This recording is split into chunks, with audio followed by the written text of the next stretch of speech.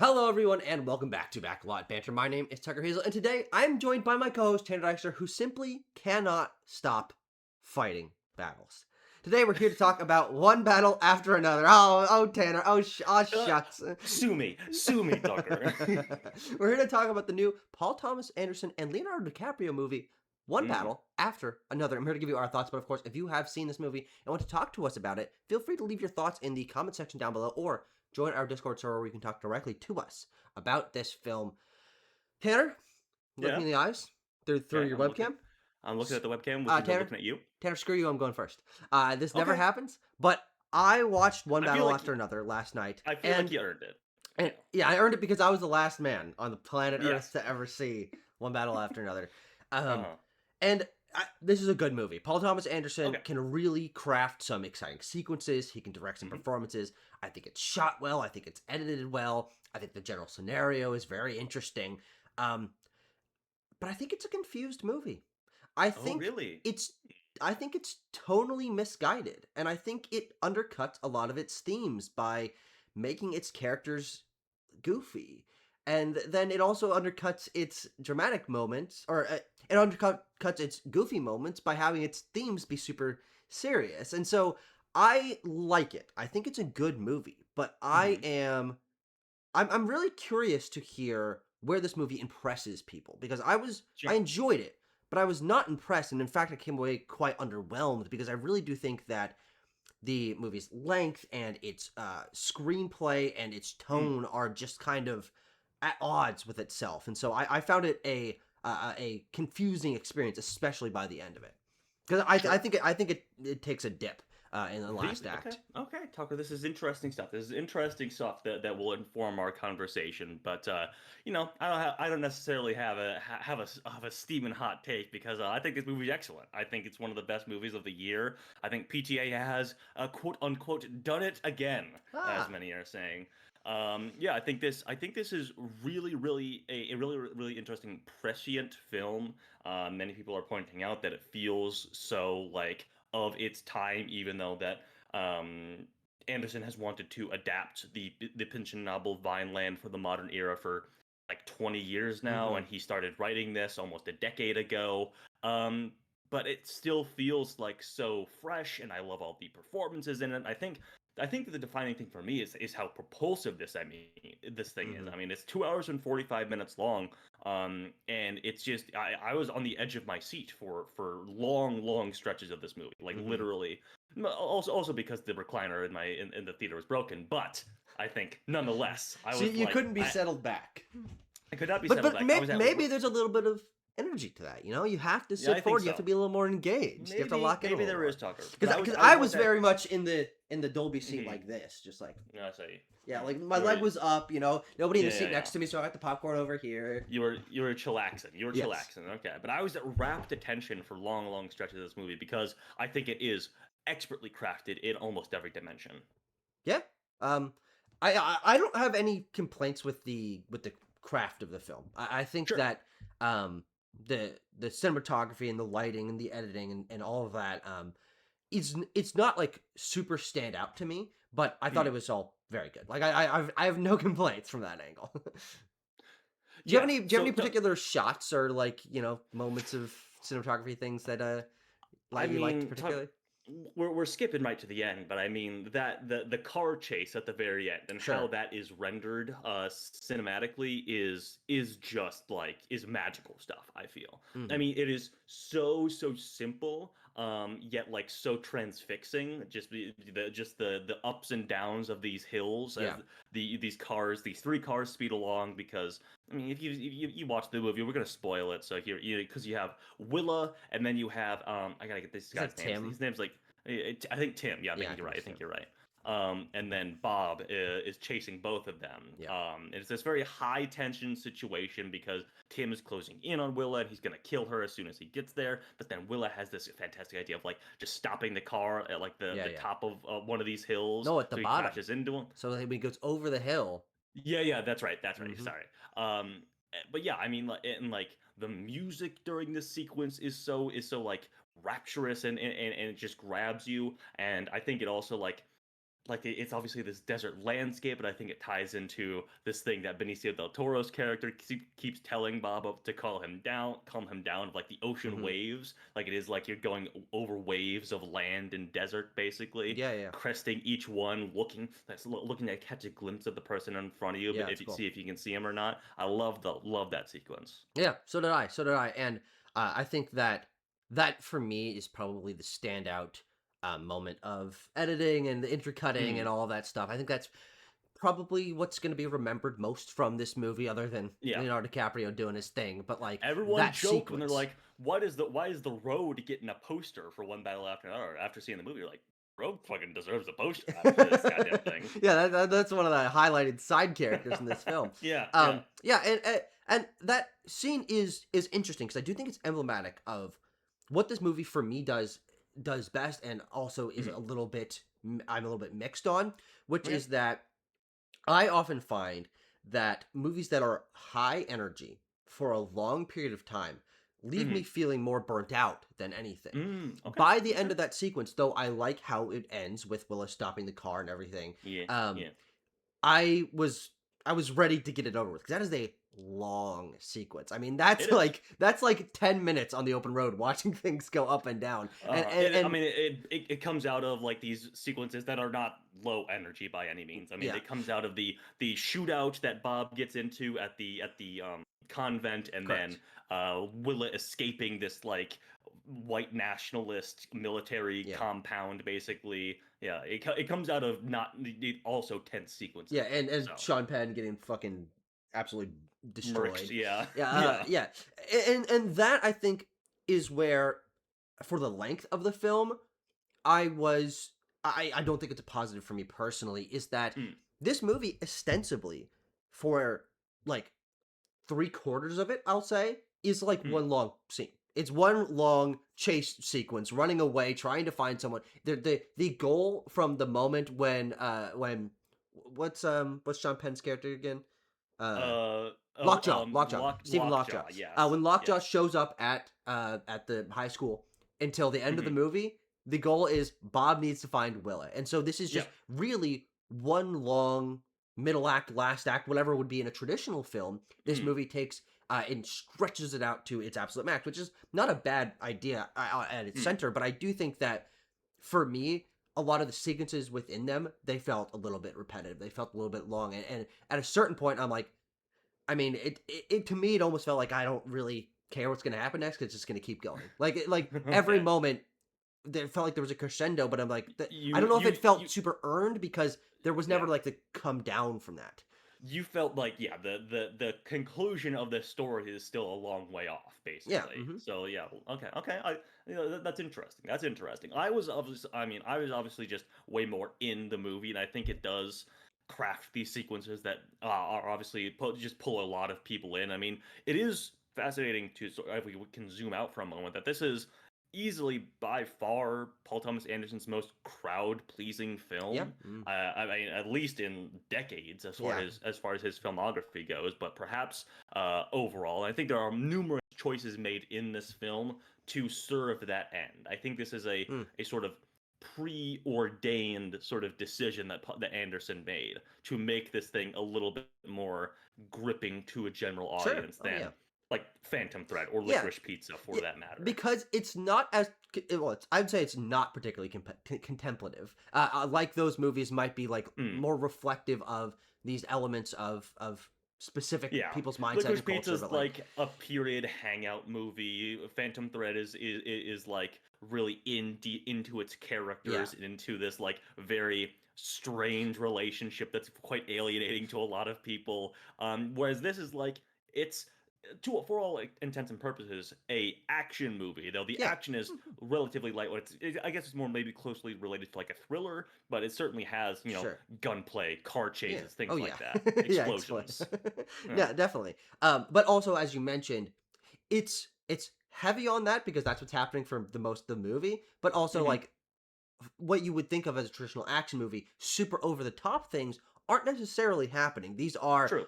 re- comparatively real people in Mhm. real scenarios where they are hiding behind things and they have just a gun or a crappy car. This isn't Mhm. riding in Fast and the Furious style or like No, yes, skydiving. it is There's not. no Mission Impossible. There's no superpowers, no sky Mhm. lasers or anything. So it's a different style of action Yeah. movie in that way, and I think that's interesting. And I can certainly understand why, on a like pacing level and a subject matter level, this would be something that general audiences more gear themselves towards. Of like, look, you're watching a guy try to find his daughter and just like go the whole time, Mhm. and Lockjaw be like, uh, as I want to get into, Mhm. just a cartoonish villain, just Well, like the yes. most bad guy that ever was bad guy. Uh-huh. Yeah, yeah, yeah. I think that's interesting. Let's put a pin in that because I think that is certainly a topic of discussion that surrounds a lot of the villainy in this Mhm. film. Yeah. Is that sort of specific tenor? But I want to talk about we can sort of maybe kind of work backwards here a little bit at least, and talk about some of these sequences that lead up to that car chase and then the ultimate ending Okay. of this film.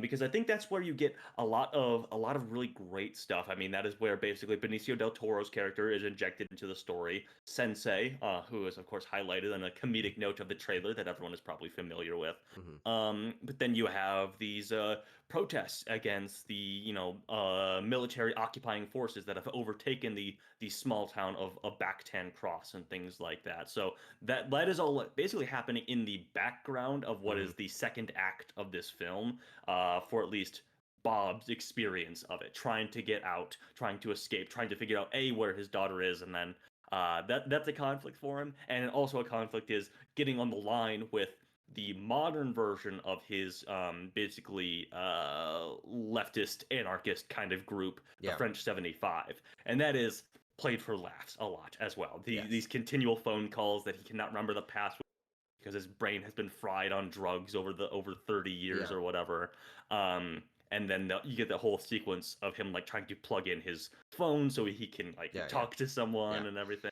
I think all these sequences are both quite funny and also Yeah. quite gripping and exciting stuff. And I think, Yeah. and if I can circle back to your main sort of qualms, I think that's where you find a disconnect in this film. Yes, but only by the Okay. end of the movie. Because I think as I'm Okay. watching those scenes, I think Leo is good. He's got great comedic timing. The Yep. scenario Yep. is engaging because it is. The scenario is engaging because it is funny and serious as it's going. You're like, Hmm. oh shit, this is crazy. This guy will either be captured or killed. All the riots are going on. People are being captured or killed. Like this is serious, but also it's funny because he's. Oh, and let's actually talk about Leo as Bob Ferguson, because Sure. Sure. Sure. Let's do it. he's where I think this movie's identity uh works for me to its best, which is Okay. that the idea of someone who was once a revolutionary but now has ostensibly lost that spirit and is Yeah. just like He's. confused about it. Hmm.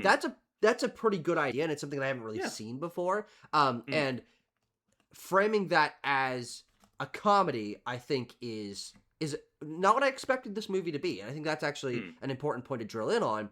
Is there were some funny moments in the trailer, but I didn't realize just how much the movie would lean into it, just kind of being this bumbling comedy about a It, guy who's it's kind of a it daft dad. the thing that the conflict, the internal conflict that Bob has to overcome is his own buffoonery, Yeah. essentially. Hmm. He has to basically affirm that he is a good father by like like trying to recapture some of that spark of his youth and trying to recapture like some of that capability that has been lost as he's Yeah. become a father who's basically just been smoking weed out in the woods Yeah. basically. Yeah. And also unclear, like, what has his job been for 20 years? Like, Yeah, that's a good point. what has he been doing? What's he been doing? And I actually, I think I need to take things back even further because I Okay, yeah. like Bob as the buffoon dad who's Hmm. kind of fumbling his way through the situation, trying to regain some of his composure that he's lost. Um, Hmm.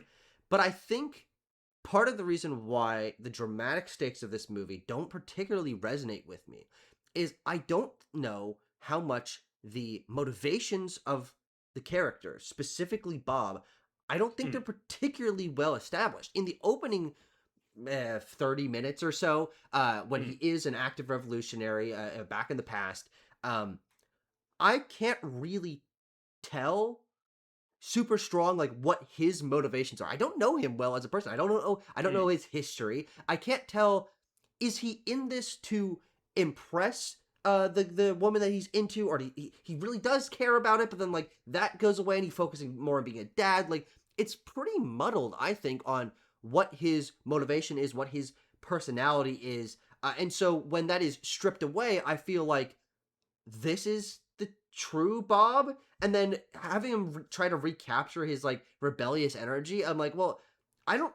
I had a hard time buying his rebellious energy because I didn't understand him as a character in that first act because it was so go go go from the very beginning that there was never Yeah. a moment for me to be like, well, who is Bob Ferguson and why is he doing this? The movie never Why is really. Bob Ferguson?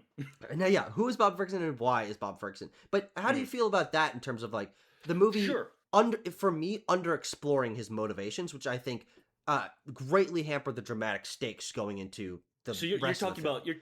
you're talking about like in this first act, basically, like Sure, yeah. what young Bob and Hmm. young Perfidia and things Hmm. like that. I don't know. Like, I don't know. I don't. I for Well, this is actually very interesting. I think something gets into some of the deeper themes that I think Anderson is actually playing with in One Battle After Yeah, Another.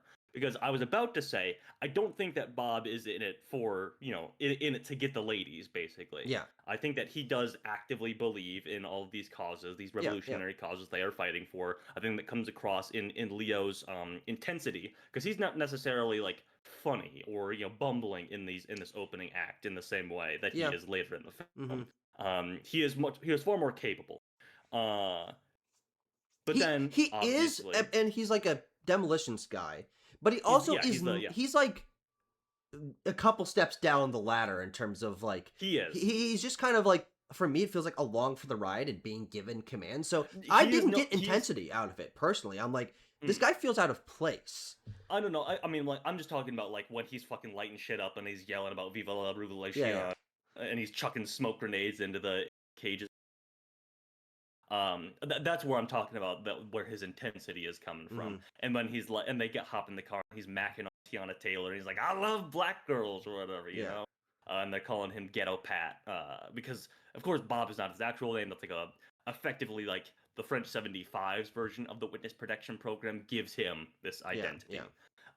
But I think you get a lot more of that stuff from early Bob, early Pat, uh, when when Willa is born, or when what is her actual name? What's the name they actually give her at the Charlene. beginning? It's Charlene. Thank you. Yeah, When Charlene is born, and I think you get a lot out of his juxtaposition against Tiana Taylor's performance, hmm, which is much more like unburdened, yeah, much more unbound. Basically, she is a wild child in a lot of ways. She is committed to the revolution insofar as it is like an outlet for her to like really rage and let yeah. loose and be Hmm. and all these things. Yeah, You and have to that point, I yeah, think that yeah. her energy, her personality, her motivations, that's what captures my attention in that first 30 Sure, minutes. And so sure. I actually feel that Bob is a little bit underserved by that because to me, the story is her energy going forward Hmm. and him just kind of tagging along for the ride to the point where there were certain actions that he was taking where I agree that I think he's in it for like his genuine beliefs, but Hmm. because the movie never takes any time to really explain what his motivations are other than general raging against the machine, the government, Uh-huh. and freeing the illegal immigrants that are Hmm. held in these camps. Yes, I get that. I think that is like decent motivation, but like on a personal level, I don't understand what motivates him. And so what I see him doing is, because we don't really ever see him too much apart from Perfidia, to me it feels like he is being performative. He is trying to impress her and bring up his energy to match hers, and that not being Hmm. his true personality. And so the energy is sucked away from Pat in that first bit and given to Perfidia, who I think her energy and motivations and personality are Yeah, very I mean, clear, and Tiana then Taylor she's gone. is excellent. Yeah, Tiana Taylor is excellent in this first Yeah. act. I would say she is really really powerful and commands the screen and commands the action and everything. Yeah. I think points to I listened to a little bit a part of an interview with PTA and Leo on a podcast that I regularly listen to. And his whole idea with Bob was like, what if it was like the sixth most important guy in this Sure. Yeah. revolution that that like got out and didn't get arrested Mhm. or didn't get killed or Sure. anything Mm. and suddenly had to be pulled back into this thing. And I think his motivation is pretty naked in that. I mean, for the rest of the film, is that he loves his daughter. His daughter is like the only person left in his life, and he wants his daughter back. Like, Yeah. like that is a very straightforward motivation for this guy. And I think Leo can really does pull off a lot of that emotionality. I mean, I think of the sequence where he's riding in a car with I believe it's Benicio, and he's talking about how like he can't do Willa's hair, like Yeah, he yeah, doesn't yeah. know Mhm. how, like and that the challenges that face him basically as a single father who has been removed, been dulled by his paranoia and Yeah. everything. To basically he was effectively pushed his daughter away from him in a lot of ways. I mean, Mhm. we see them. The only interaction we see from them at the very beginning of the film is a fight about how Bob Correct. came home drunk Yeah. and was passed out for most of the day and still like demands that Willa take these like tracking devices with her or Mhm. these communication devices with her. I think there's a lot of great stuff like that in it later in the film. I think the first act sets up that he is, above like these revolutionary acts, committed to being a father, and Mhm. Tiana Taylor just does not behave that way. Yeah, and so this is where the movie feels a little bit at odds to me with itself is Mm, from a lot of its marketing, admittedly, yeah. I thought the movie was going to be more about rebellion. I thought it was going to be more Okay. about revolution. But for the majority of the screen time of the movie, it's about a dad trying to find his daughter, and the revolution element is the wider tension, but it Mm, is not. It's not the personal driving motivator. Interestingly enough, recapturing a little bit of what I felt in the first chunk of the movie, some of the elements where he's trying to show that, oh no, guys, I still have it. I'm still, French 75 at heart. Those also feel like performative moments mm, of like he's like trying to recapture that energy, but it doesn't feel real to me. And so I think the movie, as it's set up, the first act, I think mm. it's very serious, right? There's not a lot of jokes going on. Maybe the boner thing, that's pretty There funny. was some weirdness there, definitely, but I think PTA is getting at something quite incisive with that. Again, put pin in it. We'll talk about it. I think a little bit. Sure. And with how serious that opening act is, I think that it is jarring for me then to be established in a world that has very high stakes and is Mm, about the overreach of the government and the law hmm enforcement, and that is about these people who lead this rebellion being scattered and all of that. These are serious topics that I think do carry really deep thematic importance hmm in our current time, and obviously for decades.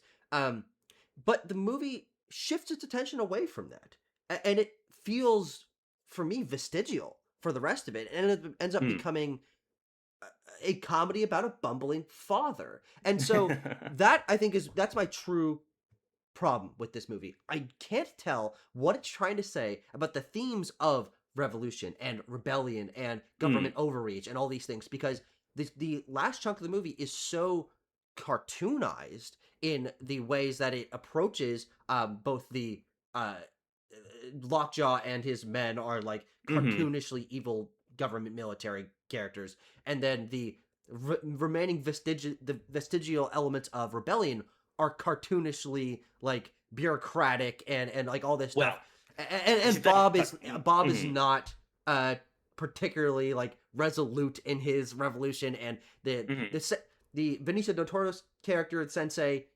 is currently like actively doing revolutionary acts, but he also is like he's the comedic relief of the movie, and so the movie, I'm like, so is it about these serious topics, or is it a comedy? And I really don't think you can do both successfully because the themes are so dark. It makes me feel like weird about laughing at the comedy, but the comedy is funny, so then it makes me not feel the dramatic impact of the serious topics the movie's Mm. trying to cover.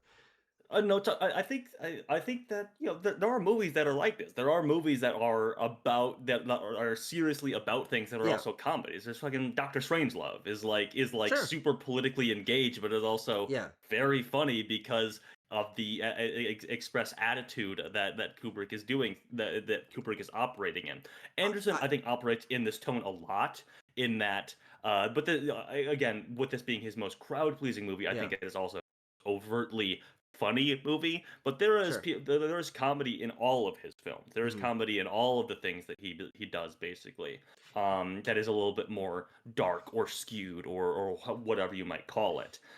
If I'm to But make I do want, if I'm to take the comparison to Doctor Strangelove, the reason I think yeah, Doctor Strangelove works for me a lot better than this is that mhm, is very clearly a comedy, and there are not serious sequences in that film. This movie has okay, long stretches of just drama. That opening act is very light touches, to your point, of comedy. mm, Very light touches of it, but it's a serious thriller.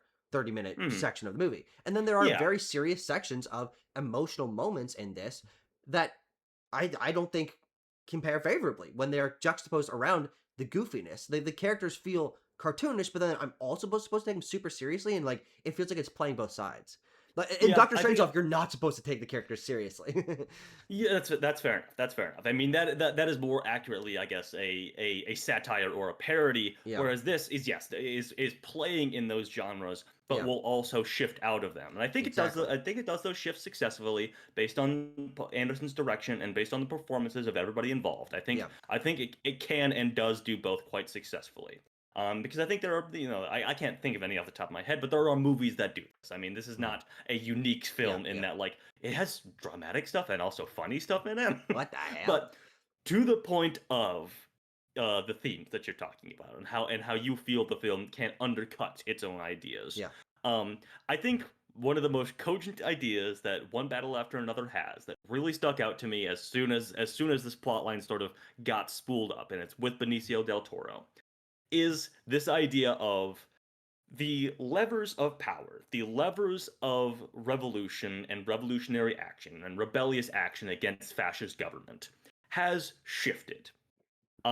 First of all, the film is operating in a bit of a fantasy space already because, 15, 20 years ago, there was no French 75 equivalent in the United States. hmm, Okay, there was no organized leftist action group that was like leading raids on prison camps basically in the United States or blowing up administrative buildings or in things yeah, like yeah. that. We're already operating in a little bit of a fantasy with Mhm. that.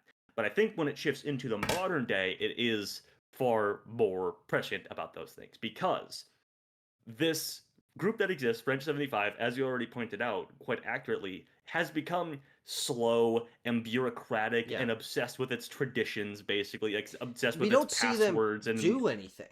and code names and things like Yeah, that. What is what moves more quickly and moves with more purpose yeah. is these communities of Latin and Hispanic people Mm, in these communities. And I think sure. that's what Benicio del Toro and all of those characters represent. Is Mhm, that, like, these people are actively being waged have war waged on them by the American government and in are acting in self-defense, are acting in ways that are commensurate to that, mhm, have built up community, have built up these sort of plans of action to protect themselves and protect each other. I think sure. that is really, really compelling to me as a point that Anderson is making is that, like, these groups have become organized, like within themselves, within their own community. And when you compare that to like leftist action in the Mhm, modern day, it's really not. It's you sure, can't really compare it. sure. I think that's Yeah. a really, really great point that Anderson is making. Yeah, I think I do agree with you that for Hmm. the comedic aspect of the movie, that is the intent, the thematic intent Hmm. of how ineffective it can be to without action.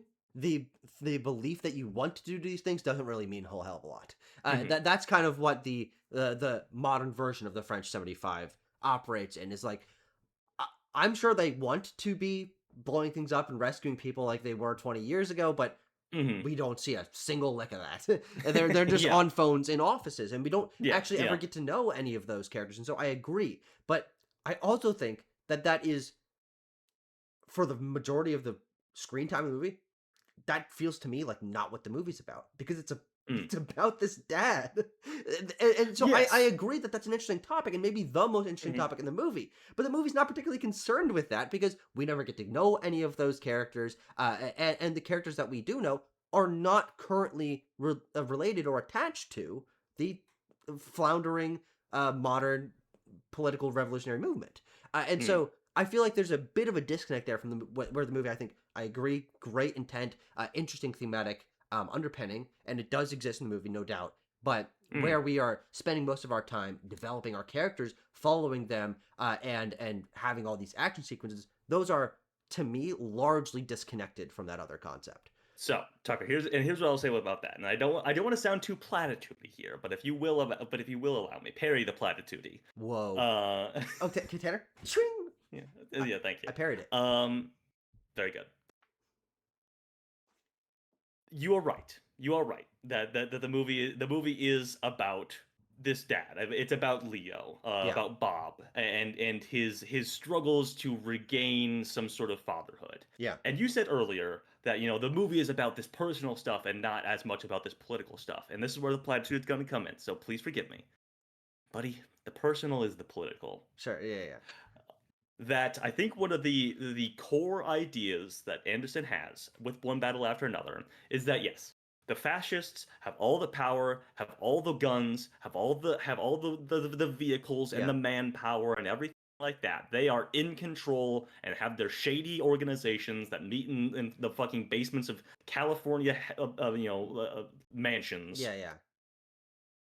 But what they don't have is connection. What they don't have Mm. is love. What they don't have is all of Oh, the sure. stuff Mm. that we see Leo and Willa have. Kind Or of. yes, I mean you understand that these characters, while they fight, still Yeah. love each other. Like that is I never. I don't feel like that is ever a I question in this movie. agree, but Mhm. also we see so little of them together that I don't think it's for me fully bought into the characters of this movie. It's very heavily implied and like I understand it, but this is very much I would like a show rather than assume. Mhm. The first scene that we see them together is when Willow leaves and then she's gone Mhm. until they meet up at the very end. They hug Yeah. and then there's a letter read. Like Mm. the actual active connection between these characters it's not there in the movie. Yeah, I would come back though and say that like as Leo is the main character of the movie, he is motivated and shows multiple times how much he loves Yeah. and misses and cares about Willa. I Hmm. mean, there's the scene with him talking about doing her hair that I talked Yeah. about. No, of course, it's a great scene. There's even the earlier scene of when he's at the parent teacher conference and he just starts tearing up at the idea of his daughter doing well in school. It's an interesting moment because yes, that is the thing that I'm kind of looking for, but that's Mm, played for laughs, and it's not.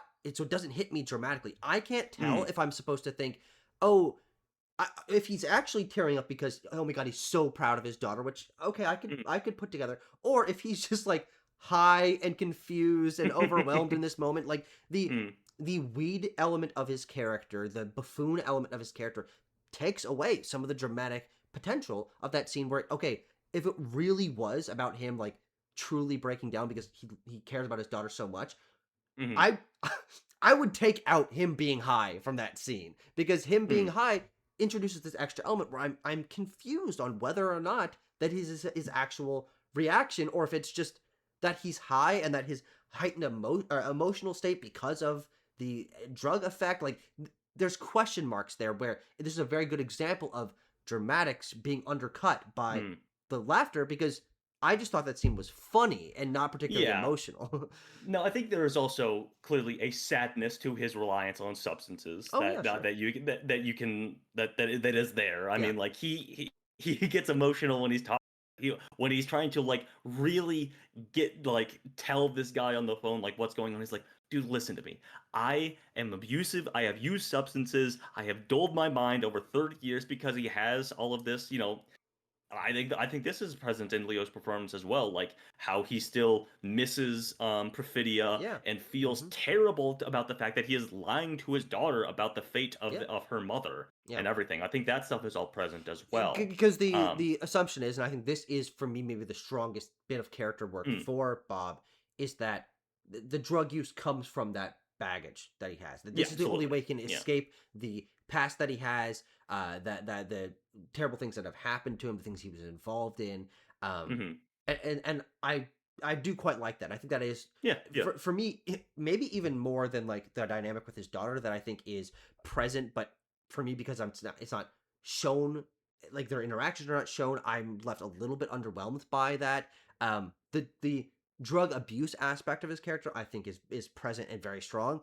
and Hmm. that is the one element where, and this is something that happens in many movies where drugs are a prominent thing, Hmm. where that is where the comedy and the like serious themes do go hand in hand, because the Hmm. idea of someone like pasting over their traumas with Hmm. uh, drugs that lead to them doing funny things, that is something Hmm. that I do believe as the character, and so I mean it's also where a lot of the best moments of comedy come from in the Well, yes, movie. yes. The moment when he gets the first call and he's like stoned out of his mind and he like sits up and then he just keeps going. He's like, wait. Okay, so he's just level with this Yeah, lady yeah, on the yeah, phone, and she's just like, no. You have to do the passwords. You have to do the codes. And he's yeah, like, yeah. I don't give a shit about the codes. Just tell me what's going on. Yeah, yeah. And then he's like just totally zonked out, so he's like staring Mm. at the like tracker on his thing. He's Going, like, yeah. oh. He's like, okay, Bob, focus. What do you do? Yeah, Focus, Bob. yeah. That Yeah, but like I that do stuff like is all that good. stuff. Yeah, for sure. And so we're rewinding a little bit, to like the ideas of love and fatherhood as they rail against the fascist government in the film. I mean, what the movie is ultimately about is it's kind of a violent battle of custody for Willa by Yeah. her father who raised her, and as we come to learn, her biological father Yes. who is Lockjaw. Yeah. Which, by I the way, mean, mhm. did not feel like a reveal to me at all. And I think that's Oh another sure. part of the why like the dramatic stakes of this. Like literally the moment that like I sensed the sexual chemistry between Lockjaw and Perfidia, I was like, well, Mm, she's her daughter. Like that mm. like locked in immediately. Sure. I mean, but obviously that is like a very sort of uncomfortable Oh sort of yeah. topic that Hmm. one battle after another broaches. Is that like this guy is a Nazi and had 20 years ago a relationship with a black woman, not just any black woman, a black woman who was part of a leftist Yeah. Yeah. revolutionary organization. And that is almost, I mean, that is now, it's not almost, there's no almost about it. That is what turns him on about Yeah. her, Oh yeah. is that she is a forbidden fruit for both Hmm. his alliances and also his ideology, Correct. Yeah. which is And a which is really very fucked up conflicting to thing. him Yeah, yeah, because yeah. he does like I don't think he like act like personally cares about her, but like from what we see of Lockjaw, those are like the only moments where I feel like he is able to let his guard down a little bit. And so like I feel like I'm seeing a little bit of the true side of him when he is with Perfidia, because it's like this different power dynamic that he's not used to that is like shifting Mm. into a different mind state. And here's the interesting key for One Battle After Another, Tanner. I Okay, here think we go. Stephen Lockjaw is the most interesting character in the movie, and I think he's the Oh, best sure. performance in the movie. And I think that I've everything heard. about Yeah, him this is. Mhm. is what engages me most with the film. I think there is really interesting and prickly stuff going on with Hmm. Lockjaw as a character. And yes, Penn is very at this God, stuff. he's I so mean, good. for T- all we've been lumping on Leo as like, oh, you said like he balances the drama and the comedy very well. Like Penn does that, but with a different sort of vibe. Is that he is very scary and yeah, frightening, but also like pathetic and a laughing yeah, stock at the yeah. same time. And Tanner, Like exactly what let's do a little Anderson's going Q and A for. here, a little Mhm. pop quiz. Sure. Which Okay. part of Sean Penn's body is he Mhm. best at acting with in this movie? But I mean, I think I know what you're talking about. Is it the way that he uses his jaw? Yeah, I would say his mouth, his lips. He, and he's always going like Mhm. he's like Mhm. pursing his lip. And Mhm. that element of his performance gives me so much personality, Mm. and I think that's really why I'm drawn into him as a character, is because I, it feels like he's literally chewing his own thoughts as things are Yeah. going on because there's so much movement in his face that like Mm. and because we know, or at least I feel like I'm able to gather through him letting his guard down in these sequences with Perfidia that he is Mhm. in some way, at some level, conflicted about his beliefs, and that he has this history that makes him like doubt himself as a person, and that conflict Mm. I find really really fascinating.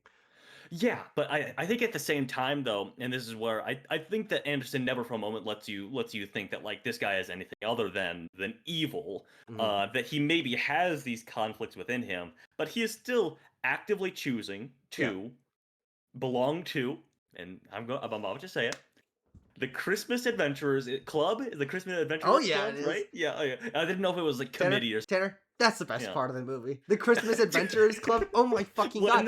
When they say that, I mean it is a moment of like bafflement and like comedic revelry in the Yeah. theater. And he's like, "We'd like to invite you to join the Christmas Adventure Hail Saint Club." Nick. Hail Saint Nick, baby! Oh my And you're like, god. yeah, excuse me, pause 1 second. What do you guys call? I mean, and then I mean that whole scene in the hotel room is so good when you like first learn about this whole thread in the movie. It's like, well, as you know, Jim Kringle recently passed away. Yeah, it's great Yeah, stuff, and that to yeah. me is where the movie is at its most engaging to me personally. Is Hmm. again as a comedy, and the Christmas Adventures Club plotline of this film not only I think is for me what gets my mind most interested in like the general world building of this. I'm like, Hmm. okay, I gotta know more about that. But Hmm. also it's where the movie works basically solely as a comedy. Of course, a comedy in the way that Doctor Strangelove is a comedy. It is Hmm. a allegory for a ostensibly a modern KKK or Nazi movement, Hmm. whatever, which is a serious topic, but they are presented as nothing more than just cartoonish, stupid. Even they Hmm. present as because they are the Christmas Adventure Club and they're saying these like Christmas slogans to each other. Hmm. That it's like it's just comedy, and so that is why I do think that that element of the movie it feels focused to me. It's like this Hmm. part of the movie understands that this is funny, and then the other parts of the movie, the action sequences, the like thriller part, the like human trafficking elements, and the like racial elements, and the like Hmm. all these things are not funny. And so it feels at odds with that. We're like, I see the vision. I see the Now see, funny through this, but yeah. like also this is really serious shit that you're taking seriously. So Now here's what I'll is it say that you take is this that stuff seriously or is it that you don't? I mhm. feel like it does both. No, I think this is what I'll say in defense of that is that to these guys and two guys who exist like this in real life, Mm-hmm. this shit is a game. Like they Mm, have I mean they have their little club like that yeah. they meet in super special rooms or whatever. They have a initiation process that takes years. Mm-hmm. But it is silly like all these things. Like this is stupid stuff, but they are also men with immense amount of power and resources that trickle down to and have effects on the people in Backtan Cross Mm-hmm. Yeah. Yeah. and lead to these action sequences and this and human trafficking and all Mm-hmm. these various serious topics. Like I think that is where that comes in is that like and I also feel in those sequences like in those scenes all these guys Tony Goldwyn is one of these guys. He's Yeah. the only actor I recognize sequence but there's a couple other guys like they are really intimidating as well. Mm-hmm. Like when that really old guy says like I don't want to be able to eat off the floor. You're like Yeah. Jesus like I mean like and when they're talking about like racial purity and stuff like that. It's like this is insidious stuff that Anderson is also hedging in like these guys are fucking ridiculous, but also the reason that they are scary is because they have all the power, not anything inherent to them, like Hmm. or anything like that. I think that's sort of verging on my feelings on that. Sure, yeah, and Yeah. I totally get that. Though Hmm. I and maybe it's just because I picked up on the comedic vibe so heavily from Hmm. that plot line. I never really felt like any of them were particularly intimidating. I mean, Sure. Lockjaw definitely is because he's out in these sequences and Yeah. Yeah. Yeah. he's in the uniform and he's holding the gun and stuff. But like, Hmm. I always felt more on the pathetic side with these guys of that. Absolutely. Yeah. It is silly how seriously they're taking it. And they're taking these things, and the fact that Hmm. they very genuinely match the Christmas parodic elements of their Hmm. KKK movement with the fact that they are genuinely about racial purity and stuff. That Hmm. combination to me reads so much more as comedy and not intimidating that I don't Hmm. read intimidation out of any of the thing. Like they're intimidating in the way that a comedy movie bad guy is to me, which is Sure. like But it's just funny. yeah, but also, I mean, I just reiterate, like, the reason that the racial purity stuff is also scary Yeah, no, because I you know. know that that has downstream consequences, Yeah, and these guys have, like, the ear of representatives and senators and the president or whomever. Maybe the yeah, president not saying anything. yeah. But But that is what makes them like a intimidating force in the film too. Yeah. yeah, no, I agree. But again, Mm-hmm. that actually I think serves my point exactly. Is that Mm-hmm. they are funny. I think those scenes are written as comedy scenes largely. Uh, Mm-hmm. then the effects that they have are serious, and that's where I think the movie is at odds with itself. Like, let's compare another movie that is a comedy, very clearly, but Mm-hmm. thematically is about serious topics. Something like Charlie Mm-hmm. Chaplin's The Great Dictator. That is about Okay. Adolf Hitler, but he Wait, is hang on, back well, no, up a no, no, no, second, no. Tucker. What?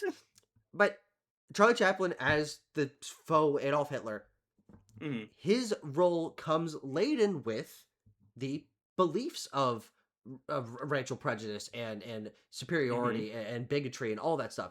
But Yeah. that movie plays it off as a comedy and I think feels tonally cohesive because of it. This movie, Mm-hmm. for me, presents a writing wise and acting wise, I think, good set of comedic villains. But then the impacts that they have are serious, and so I Mm-hmm. can't tell if these funny characters doing serious things are supposed to be serious or Mm-hmm. funny because the movie's doing both at the same time. Yeah. I will also say this. Also say this on this note.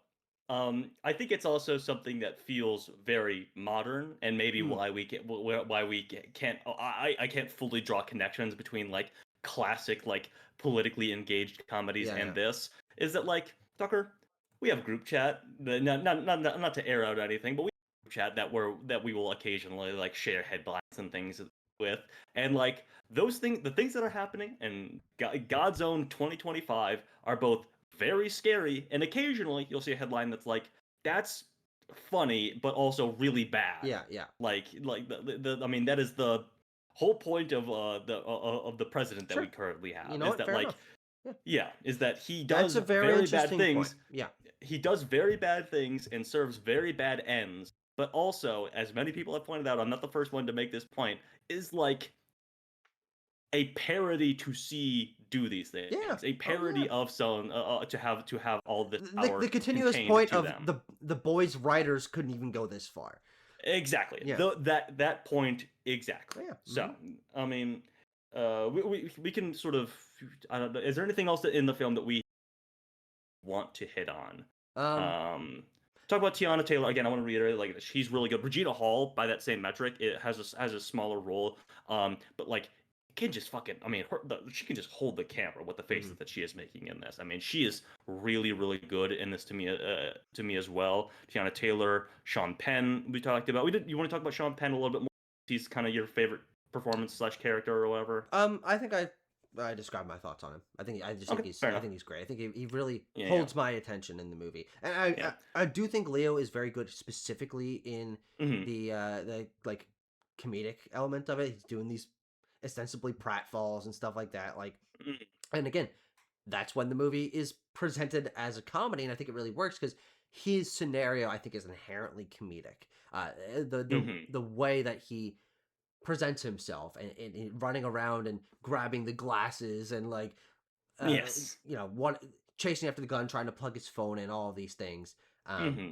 I like that a lot. Um, He's a man who is not who has closed himself off from the world so much, and now is being forced to engage with it in so many ways, in so many ways yeah, that are new and different to him. Tanner, much like Yeah, Bo from Bo is Afraid. true, very true, Ding. very true. But Bo would never Um, do drugs though. That would probably no, freak him he out would too not. much. He's too afraid. Yeah, He's yeah. too afraid. I think that's what the movie's about, is that he's afraid, right? Wow. Um, um, you want to talk about? I want to talk about the very ending, because we talked about this chase and everything. Like, I love the reuniting of Willa and Bob. I think that stuff is great. And then you have this sort of coda on the end of it. Lockjaw. Oh, we should talk about this. Lockjaw survives being shot in the face with a shotgun and has to get some like facial reconstructive yeah. surgery And then and there's like a goes 50 to second this earring. no, there's a 50-second Oh, shot of him arriving over cresting over the yes, horizon with the just bloodiest bleeding. face ever Hmm. made by humankind. There's like this vignette circle around him. Yeah, And yeah, it just yeah, holds that forever. Um yeah, and again, it's like everyone was just like laughing in my theater. yeah. um Sure. Yeah, I don't think anybody laughed at that in our theater, but people did laugh at his scene that follows, which the scene where he is basically on trial by the other Christmas adventurer, yeah.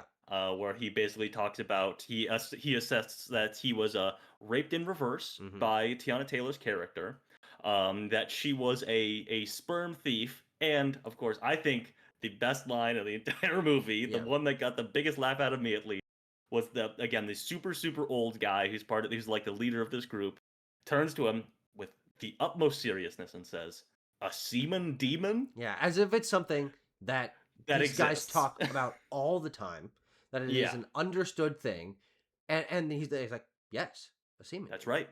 That's right. That's Very right. true. Yeah. So Again, great great stuff moment of there. comedy. Like that a lot. Yeah. And then he gets his corner office, and then he is subsequently gassed and tossed down a garbage chute Yeah. because they have to get rid of him. Well, no, they Good stuff. cremate him. Oh, they cremated. Yeah, That's not a that's right. shoot. That's not a shoot. It's a cremation tubule. I don't know what you call them. Chamber. Fair enough. Um. Um, but then you get this coda at the end of the film that is Leo and Willa. Mhm. Lockjaw is dead, so Leo feels, I guess, more safe having a smartphone now. He's trying to take a selfie. He's just he's like a dad trying to take a selfie. We've all been there. If you have an older father and are of the social media slash iPhone generation. And then Willa is like politically engaged, and they have this understanding now. I mean, first of all, you get this great moment of where Bob gives Willa this letter from her mother, where she sort of tries to hash out like why she left and like the conflict surrounding that, and why she felt that she couldn't be in Willa's life, but how she wishes she could at the same time. Love that. I mean, it's Tiana Taylor voiceover. Love her performance there. But sorry, I feel like I'm rambling about the ending. Tucker, do you have anything you want to say about it? Um. About any of I these things that transpire? I again, I think this movie, the ending of this movie, these last couple sequences, play into Mm, both the strengths and weaknesses, my loves and my hates for this movie. mm, Is mm, that it oscillates so quickly from the funny Christmas Adventures Club thing, which is Seaman Demon funniest moment in the movie, really played for mm. laughs. Even him dying in the chair like that, and them just like Ugh. they have like guys in hazmat suits come in, like all Yep. that is played for laughs, played for laughs, played for laughs, and then Mm, it pretty hard shifts to a serious sequence of Tiana Taylor's character like talking about like how much she like wishes she could have been proud of her daughter and like all these things, and mm-hmm. I'm like, this movie shifts its tone on a dime. I think it feels totally confused because it tries to have endings in both camps, a funny ending and a serious ending. And then Tanner, and this Mm. really knocked down my enjoyment of the movie, frankly. You Okay. undercut the seriousness of the ending by playing ostensibly a fucking Disney Channel song at the end of it. The closing song of Disney it Channel is song. American Girl. It's like these notes Yeah. start playing. I'm like, what the fuck is this? The tonal shift, like I thought I was like being shifted into a different dimension. I'm like, this is the worst Oh, possible song you could choose for this ending. It like it took like almost a star off my rating because I was like, are you kidding me? really? Like Well, I okay, thought it so was terrible. I thought it was like watching like fucking Lemonade Mouth or whatever. well, first of all, I Like don't get Freaky this. Friday. I don't get this assertion that American Girl at Tom Disney Channel music. I don't understand this assertion. It's just Um, like it's like a 2000s pop song. well, first of all, it's from the 70s. Well, it sounds like a 2000s pop song. If it's hey, it sounds very modern, and that's a credit to Tom Yeah, Petty in the I have no Heartbreakers idea who making the that song is. back in the 1970s. Yeah. Tom Petty, great rock star, lost him a couple of years ago. Great stuff. Love his music. No, I like this ending, and I like the song choice at the end because I think it circles all the way back around to PTA making this his most crowd pleasing film. It's a very popular song that he is Hmm. choosing. It's a 70s slash 80s pop song, pop rock song or whatever. But I think it also like the lyrics are quite hopeful and tie into the hopefulness that is the final note of this film that Will is going off to she's driving hours on end to go to this protest in Oakland Hmm. and Bob is like, "Hey, it's going to be dangerous." And she's like, "Yeah, I know," but he's not trying to stop her. He's Hmm. making sure that she is informed about what she is getting herself into and she asserts that like, yeah, she knows. Chase Infinity, by the way, also fantastic in this movie. We Hmm. haven't really shouted that out. Um but like she knows and like it is the film for all we've been saying, oh, it's about this, the themes are this, the film is ultimately about this. It's also about passing the torch down between generations of like fighting for progressive causes. Hmm. And Bob was apprehensive about doing that with his daughter. He was teaching her all of these things, of course, and basically informing her of this ideology that he came up in, but never really until the very end allowing her to act on it, Hmm. because he himself was not acting on it. He himself was just sheltering himself in a shack in the woods.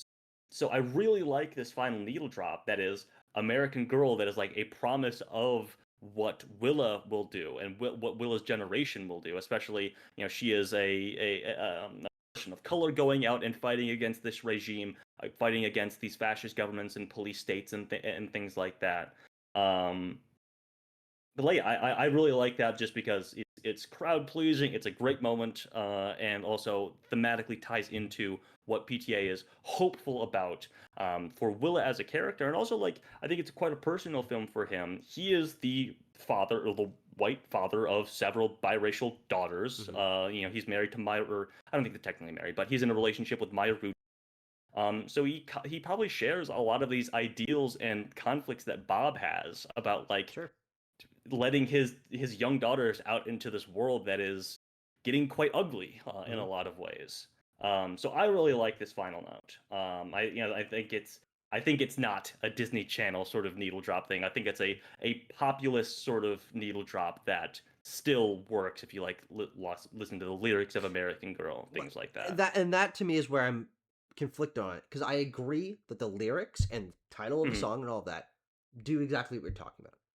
And maybe it's because I'm not familiar with this band. I mean, Hmm. honest to God, I would have thought that it was made in like 2006, and Sure, sure. like, like the tone of it reads to me as someone who's not familiar with music Mm, as like the ending of a comedy movie. Like that song, if it was let's just say it was American Boy, like you flip the gender American of Boy. All right. Yeah. like could have been like at Well, the he end was of an like American boy. at the end of like Diary Wimpy Kid, and I would not like that is that, honest to God what that Mhm. song choice makes me feel like, and it completely took me out of the movie. Like I No. agree that the Okay. lyrics they feel very on the nose, which I'm like neither here nor there. Like okay, I get it, but like I get it. But Mm.